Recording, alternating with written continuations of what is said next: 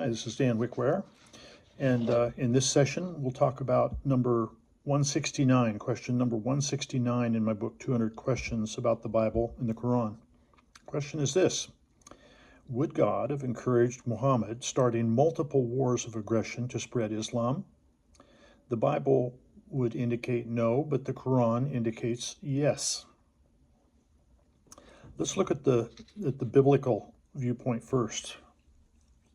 In the Injil, Jesus, in John chapter 18, verse 36, says this: Jesus answered, "My kingdom is not of this world. If my kingdom were of this world, my servants would fight, so that I should not be delivered to the Jews. But now my kingdom is not from here." Now the Jews were trying to kill Jesus, and they eventually did. They crucified him, and he died, and he was buried, and he raised again from the dead. But Jesus is saying, my kingdom is not of this world. If it were, then my servants would try to defend me. They would try to stop me from being killed. But it was the purpose of God that Jesus be crucified as the atoning sacrifice for the sins of the world. And that's why Jesus says, my kingdom is not from here. In 2 Corinthians 10, 3-5, says this: For though we walk in the flesh, we do not war according to the flesh. For the weapons of our warfare are not carnal, but mighty in God, for pulling down strongholds, casting down arguments, and bringing into captivity every thought to the obedience of Christ. So, for the Christian, our warfare is not physical, it's not carnal, it's spiritual. It's against demonic powers, against satanic entities, bringing into captivity every thought to obedience of Christ. It's a spiritual dimension, not a physical warfare that we're talking about. The strongholds that we pull down are spiritual, not physical battles that we get involved in. Galatians 5:19-20. Now, it talks about the difference between the works of the Spirit and the works of the flesh. The works of the Spirit are the things of God. The things of the flesh are the things of man. And it says the works of the flesh are evident, which are things like hatred, contentions, outbursts of wrath, dissensions. These are things that are specifically mentioned in the passage that are not of God. So warfare, multiple wars of aggression, these are things where hatred and contentions, outbursts of wrath, dissensions, these are the things that are evident in this sort of thing, which would be contrary to what the Bible teaches. Ephesians 6:12 says, "For we do not wrestle against flesh and blood, but against principalities, against powers, against the rulers of the darkness of this age, against spiritual hosts of wickedness in heavenly places." So again, like in 2 Corinthians 10, Ephesians chapter 6, verse 12 says, we do not wrestle against flesh and blood. Our warfare is not against people. It's against principalities, against powers, against the rulers of the darkness of this age, spiritual hosts of wickedness. It's a spiritual dimension.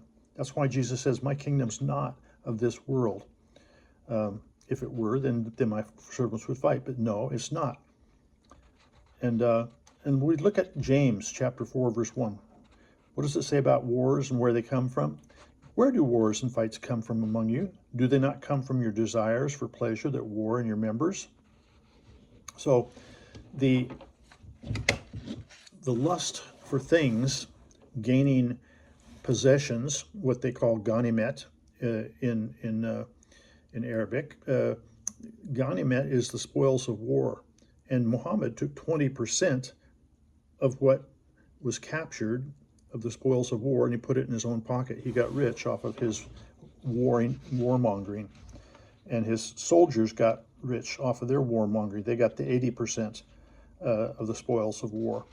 And, according to Islamic sources, Muhammad personally led 27 of over 100 military campaigns that were plotted against the Jews and Christians and other Arabs who refused to acknowledge Muhammad as a prophet. The Qur'an mentions at least 8 of these wars, and I will mention them just briefly here. The Battle of Badr, March of 624. This is in Ali Imran 3:13 and 123, Anfal 8:5-19 and 41-44. Second one, the Battle of Uhud. This was in March of 625. This is found in Ali Imran 3, 121-122, 3:140, and 165-172. Third one, the Battle of Hendek. This was in May of 627, sometimes called the Battle of the Trench. Azap 33, 9-12, and 25-27. Fourth one is the Battle of Hutbeh. This was in March of 628. This is found in Fethi 48, 1-3, and 22-27. Fifth battle, Battle of Muta in 629. This is found in Baqarah 2, 191-193. Number 6, the Battle of Hunain. This was in August of 630. It's found in Tebbe 9, 25-27. And seventh battle was the Battle of Tebuk. This is in 630. It's mentioned in Tebbe 9, 38-40.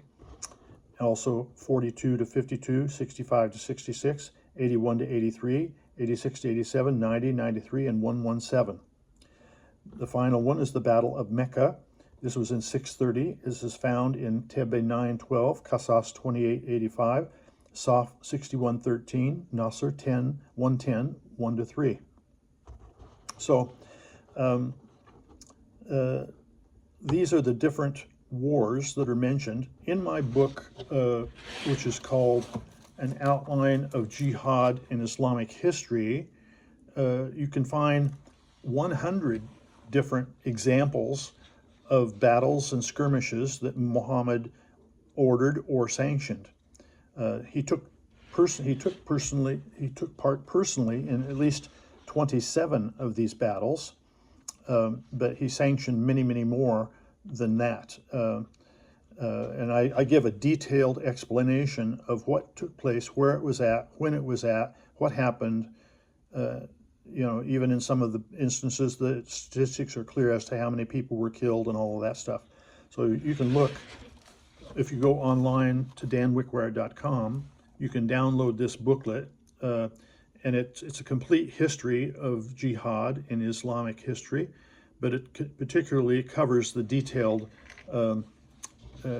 details for the battles that Muhammad took part in personally, and for the other at least 100 examples of skirmishes and battles that he ordained, that he sanctioned. So the question is this: would God have encouraged Muhammad starting multiple wars of aggression to spread Islam? The answer is no in the Bible, but yes in the Quran.